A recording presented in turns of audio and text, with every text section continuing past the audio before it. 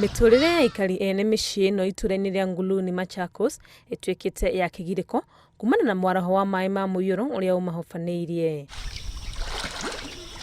Andu amwe ni mathamite kuma cikaro-ini ciao na ona aria matigarite mari na kibarua kirito kuingira na kuma micii-ini yao makiuga maga guteithio ni megukinya handu ha kwaga irio cia kuria. Wamelazimika hata mpaka wakahama, manake wana watoto wadogo, nyumba zimeingia maji ili hata kulala hawezi wakalala.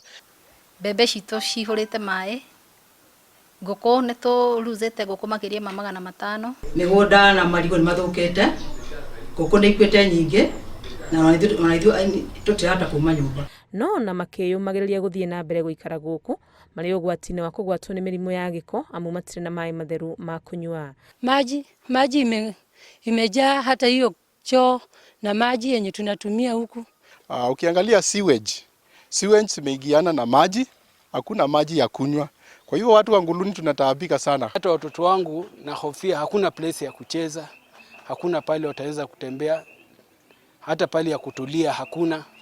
Yani tumekuwa kama wakimbizi. Kuringana na aikari aya mathina maya mothe maumanite na maai maria maunithitio kuma matuka-ini maria mari rugongo rwa micii yao makienda thirikari ya kaunti ya Machakos gwitikira gutemera maai maya njira mehere micii-ini yao. Maai mothe makuria Nguluni mekiritwe drainage igoka guku micii ya andu itura riri na riu ni mathiete too much.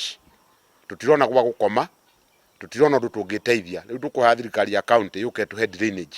Maji inaingia hapa na inatoka kwa ziwa ingine iko pale juu na zote ziko kwa barabara. Kutoka hapa kwa barabara unaingiwa hapa kwa nyumba.